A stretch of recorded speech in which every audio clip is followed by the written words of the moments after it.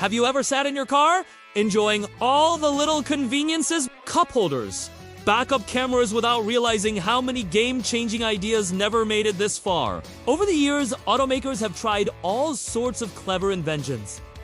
Some were stylish, some were futuristic, and some were just strange. But while they grabbed headlines and excited car enthusiasts, many of these innovations eventually fizzled out, becoming quirky relics of automotive history. So, buckle up as we take a ride through 15 car innovations that looked brilliant at first, but couldn't stand the test of time. Coming in at number 15, we have bench seats. From the 1920s to the 1980s, bench seats stretched across the entire front row, letting 3 passengers squeeze in. Families loved them, and it made sliding in or out from either side super convenient, but there was a huge problem: safety. Without proper support, headrests, or individual seatbelts, bench seats became a serious liability. By the 1980s, bucket seats took over, offering far better comfort, airbag compatibility, and most importantly, protection in a crash. At number 14, remember those little triangular vent windows? In the days before air conditioning was everywhere, they were a lifesaver, letting fresh air flow right through the cabin. Drivers loved them for getting a quick breeze without rolling down the whole window.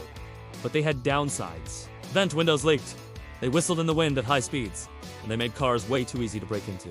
Once AC became standard, they vanished, leaving only a bit of nostalgia behind. Number 13 is the ashtray. For decades, smoking and driving went hand in hand. Cars had ashtrays in the dashboard, in the doors, even in the back seats for everyone. But as society finally caught on to the dangers of smoking and the fire risks became obvious, ashtrays started disappearing. Good riddance. At number 12, we have something you might not even believe was real. In-car record players.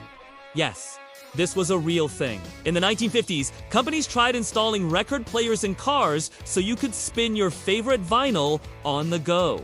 The idea sounded incredibly luxurious until you hit the slightest bump and the needle skipped across your favorite song. Add in the bulky size, the distraction factor, and the constant maintenance, and these players were doomed from the start. Soon Hachi, Torakus Cassetto, and later CDs buried the in-car turntable for good. Number 11. Landau Bars. You might not know the name, but you've definitely seen them. Those decorative S-shaped bars on the side of certain cars meant to mimic the look of a horse-drawn carriage. They looked fancy, sure, but they had absolutely zero function. Eventually, drivers realized they were just dead weight that rusted, broke, and served no purpose. By the late 20th century, Landau bars were gone, replaced by actual functional upgrades like sunroofs and panoramic glass. Up next, at number 10, are column shifters. Back in the 1940s and 50s, gear shifters were often mounted right on the steering column. It freed up a ton of legroom, making space for an extra passenger up front. Sports cars helped popularize the floor shifter, and once drivers got used to that sporty, direct feel, column shifters faded into history. At number 9, we have luggage racks. Before cars had spacious trunks, families would strap these racks to the roof for their big road trips. They were functional, yes, but they created a lot of drag, which hurt fuel economy. And if you didn't tie things down perfectly, you risked your bags going flying onto the highway. Eventually, automakers just built bigger trunks and sleeker built-in storage solutions, while modern roof boxers offered a much safer and more aerodynamic upgrade. Now for number 8. Car phones. In the 1980s, nothing screamed, "I've made it!" Quite like having a phone built into your car, but the early models were ridiculous, weighing nearly 80 pounds and costing a fortune to install. Even the later, more compact versions were clunky, expensive, and incredibly dangerous to use while driving. As soon as portable cell phones got smaller and cheaper, car phones were left in the dust. At number 7, hood ornaments. From Cadillac's winged figures to the iconic Rolls-Royce Spirit of Ecstasy, hood ornaments were once a proud symbol of status and brand identity. But they were dangerous in pedestrian accidents. They were super easy to steal, and they completely ruined the aerodynamic lines of modern cars. By the 1970s, new safety regulations and design trends pushed them out. Today, You'll only see them on vintage rides, or as fancy retractable versions on high-end luxury cars. Number 6 is a fan favorite. Pop-up headlights. They were easily the coolest feature of 1980s and 90s sports cars. Sleek and hidden by day, but pop up to glow at night. Cars like the Corvette and the Mazda Miata wore them proudly, but the complex mechanisms broke all the time. New pedestrian safety standards ruled against them, and improved lighting technology made them unnecessary. By the early 2000s, they had completely disappeared, leaving fans mourning their quirky charm forever. Sliding into number 5 are floor dimmer switches. Once upon a time, cars let you switch between your high and low beams with your foot. A little button on the floor was supposed to keep your hands on the wheel.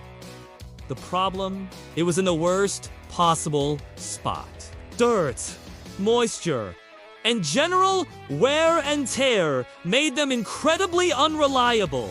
By the 1980s, steering column stalks took over the job, paving the way for today's fully automated headlight systems. At number 4, we have vinyl roofs. In the 60s and 70s, automakers thought slapping a layer of fake, convertible-style vinyl on a hardtop made a car look more luxurious. The problem was, the vinyl cracked, peeled, and trapped moisture, which would then rust the metal roof underneath. It was a cosmetic nightmare waiting to happen! By the 80s, much better paint jobs and clear coats made vinyl tops look tacky and outdated. Cracking our top 3. At number 3 are 8-track tapes. For a little while, 8-tracks were revolutionary, letting drivers enjoy continuous music without flipping a record.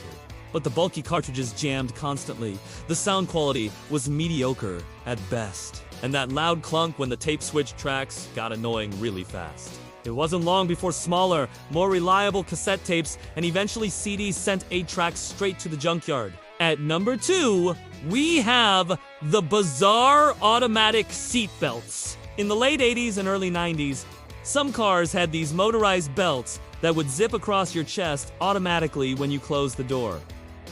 The huge issue, they only secured your upper body, leaving the lap belt completely manual. Add in frequent malfunctions, and by the mid-1990s, airbags made this strange gimmick completely obsolete. And finally, at number 1, we have a trio of iconic but failed ideas. Tailfins, T-tops, and Woodies.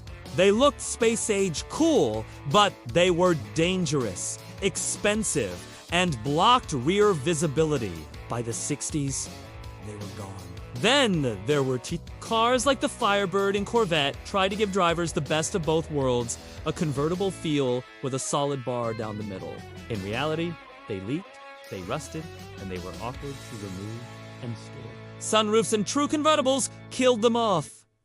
And finally, Woodies. As soon as automakers perfected steel bodywork, Woodies became obsolete by the 1950s. And there you have 8-15 car innovations that once promised to change driving forever, but ended up as forgotten experiments. They remind us that, in the race for innovation, not every idea crosses the finish line.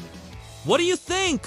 Which modern car features will we be laughing about in 20 years? Maybe those giant touchscreens?